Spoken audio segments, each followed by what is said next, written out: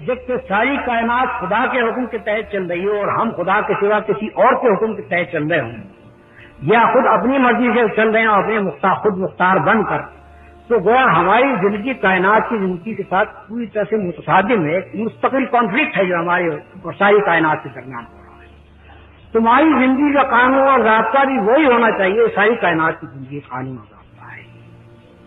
تمہارا حاکم بھی وہی ہونا چاہیے، ساری کائنات کا حاکم ہے۔ جس طرح سے کوئی بیل کسی بیل کا مالک نہیں ہے، اسی طرح سے کوئی انسان بھی کسی انسان کا مالک نہیں ہے۔ سارے انسان صرف اللہ تعالیٰ کے بندے ہیں اور ان کو خدا کے قانون کی پابندی کرنی چاہیے۔ تیسری بات جو رسول اللہ صلی اللہ علیہ وسلم نے بتائی وہ یہ ہے کہ جو قانون اللہ تعالیٰ نے بھیجا ہے وہ نبی کی حیثیت سے میرے ذریعے سے بھیجا، میں خود بھی اس قانون کا پابند ہوں، مجھے کوئی حق خود بھی اس کے اندر ترمیم کرنے کا نہیں ہے، میں اتباع کرنے پر مامور ہوں، اپنی طرف سے کوئی نئی چیز پیدا کرنے پر مامور نہیں ہے۔ میں بھی اس کی پابندی کروں گا اور تم بھی اس کی پابندی کرو۔ قانون الہی جو کتاب اللہ کی صورت میں ہو یا رسول اللہ صلی اللہ علیہ وسلم کی سنت کی شکل میں، اس کی پیروی انسان کو کرنی چاہیے اور باقی تمام قوانین کو رد کر دینا چاہیے۔ صحابہ کرام کا قاعدہ تھا کہ رسول اللہ صلی اللہ علیہ وسلم جب کسی بات کا حکم دیتے تھے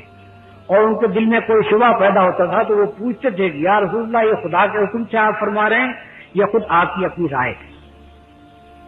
اگر خدا کے حکم سے آپ فرما رہے ہیں تو سر جھکا ہوا ہے، اطاعت کریں، لیکن اگر آپ کی رائے ہے تو ہم اپنی رائے پیش کرتے ہیں، ان پر بھی غور فرمائیے، اگر پسند ہو تو قبول فرمائیے۔ یعنی اس طرح سے رسول اللہ صلی اللہ علیہ وسلم نے لوگوں کو تربیت دی کہ خدا کی بندگی کرو، خدا کے رسول تک کی بندگی نہ کرو۔ یہ دوسری اہم ترین بات ہے جو انسان کو پوری آزادی عطا کر دیتا ہے، انسان کو تمام غلامیوں سے نکال دیتا ہے اور صرف ایک کی بندگی میں داخل کرتا ہے جس کے فی الواقع ہم بندے پیدا ہوئے ہیں۔ تیسری بات جو رسول اللہ صلی اللہ علیہ وسلم نے انسان کو بتائی وہ یہ ہے کہ تم خدا کے سامنے جواب دے، تم اس دنیا میں